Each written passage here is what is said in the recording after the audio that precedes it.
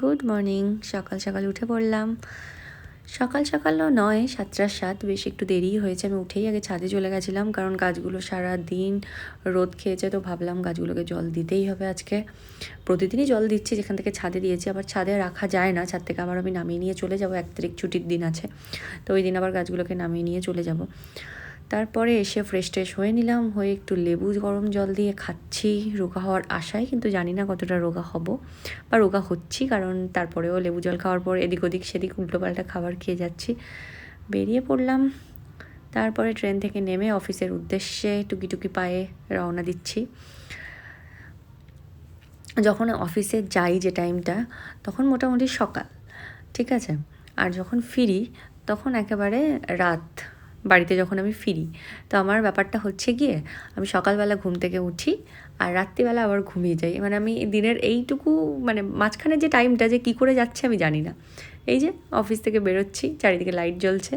এখানে আমাদের অফিসের নিচে হচ্ছে এম বাজার, বাজার কলকাতা সব আছে, তো ওখানে কি সব বলছিল 50% ডিসকাউন্ট। একবার মনে হলো যাই, ওদিকে ক্যামেরাটা ঘোরালাম, তারপর ভাবলাম যে না, ট্রেনটা ধরি, কারণ আজকে একটুখানি তাড়াতাড়ি বেরোতে পেরেছিলাম, তো বাড়ি গেলে একটু রেস্টও নিতে পারবো, একটুখানি গোছগাছেরও ব্যাপার আছে। ওই জন্য বাড়ির দিকেই দৌড়ালাম, সোনারপুরে নামলাম। নেমে তারপরেও সেই দোনোমোনো ভাবছি একবার অটো ধরবো, তারপর ভাবলাম না, একটু মোমোই নিয়ে নিই। এখান থেকে আমি হচ্ছে গন্ধরাজ মোমো নিয়েছিলাম, এখান থেকে আগে একবার মোমো নিয়েছিলাম, মোমো বেশ ভালোই লেগেছিলো। মোমোটা এখানে 2 রকমেরই মোমো পাওয়া যায়, গন্ধরাজ মোমো আর নর্মাল মোমো। তো বাড়ি গেলাম, চলে এলাম বাড়ি।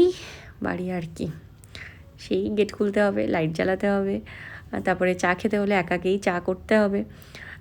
না মানে আমি খুব একটা যে একা থাকতে পছন্দ করি না বা ভালোবাসি না এরকমটা না, কিন্তু অফিস থেকে ফেরার সময় মনে হয় একটুখানি কেউ থাকলে ভালো হতো, কারণ তখন খুব কষ্ট হয়ে যায়, তো ওই জন্যই এরকমটা লাগে মনে হয়।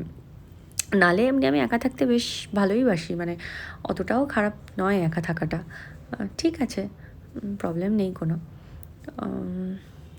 আমি তখন এই এই টাইমটাতেও আমি ভাবছিলাম যে উফ, চাটাও এক্ষুনি করে খেতে হবে, এরকমটাই ভাবছি। তারপরে আমি মোমোটা নিয়ে বসবো, ভাবছি যে আজকে আর ডিনারটা করবো না, এরকম ভেবে আমি যখন মোমোটা নিয়ে বসলাম, যা জঘন্য লাগলো মোমোটা খেতে, মানে জাস্ট আমার বাজে লেগেছে। আমি একদমই পছন্দ করলাম না মোমোটা, আর আমি কোনো দিন ওখান থেকে কিনবো না। তারপর আমি ভাবলাম যে সারা রাত তাহলে আমাকে জল খেয়েই কাটাতে হবে। আমি 1 গ্লাস জল নিয়ে বসে গেলাম। আমি 2-3টে মোমো খেয়ে, মোমোগুলোকে আমি খাবার আমি ফেলি না, ফেলতে খুব গায়ে লাগে, কিন্তু কিছু করার নেই, এত জঘন্য ছিল, আমি খেতেই পাচ্ছিলাম না। মানে আমি যে দুটো কীভাবে খেলাম, মানে গালের মধ্যে দিচ্ছে আবার মনে হচ্ছে যেন বেরিয়ে আসছে, এরকম করে। যাই, আমি ফ্রেশ ট্রেশ হয়ে নিলাম, নিয়ে খাওয়া দাওয়াও করে নিলাম, কারণ আমি এসেই খাওয়া দাওয়া করে নিই, নিয়ে এবার শোবো। আসলে অফিস থেকে যখন আসি প্রচণ্ড টায়ার্ড থাকি, আর টায়ার্ডের থেকে বড় কথা প্রচণ্ড খিদেও পেয়ে যায়, কারণ আমার বিকালবেলা অফিসে খাওয়ার অভ্যাসটা একদমই চলে গেছে, তো ওই জন্য খিদেও পেয়ে যায়। ওই জন্য বাড়ি এসে আমি তাড়াতাড়ি খেয়ে নিই, মানে যখনই ঢুকি, সেটা আমি 7টায় ঢুকলে 7:30-8টায় খেয়ে নিই, 6টায় ঢুকলে 7:30টায় খেয়ে নিই, মানে এরকমই। যাই হোক, কালকে দিনটা গেলেই বছরটা শেষ। কত রঙিন চিন্তা ভাবনা নিয়ে আমরা একটা নতুন বছর শুরু করি, কত আশা, কত কত রকম, কত কিছু চিন্তা, কত কিছু মানে লক্ষ্য নিয়ে একটা লক্ষ্য স্থির করি আমরা। জানি না কে কতটা সফল হয়, আমি তো হই না। যাই হোক, একটা নতুন বছর মানে আবার একটা আনন্দ সূচনা। যাই, এই বছরটা আমার একটুও ভালো যায়নি, একটুও না, এই জন্য আমি আশা করে আছি যে পরের বছরটা যেন একটু ভালো যায়।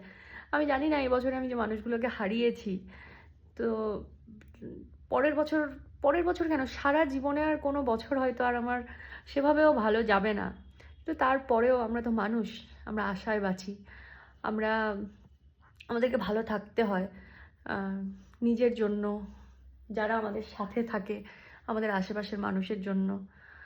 তারপরে নিজেকেও তো সব কিছু করতে হবে, আমরা তো দুঃখ পেয়ে বসে থাকলে আমাদের চলবে না, আমাদেরকে কাজ করতে হবে, খাওয়ার জন্য, সব কিছু করার জন্য। আমরা মেনলি তো, আমার তো মনে হয় মানুষ খাবারের জন্যই সব কিছু করে।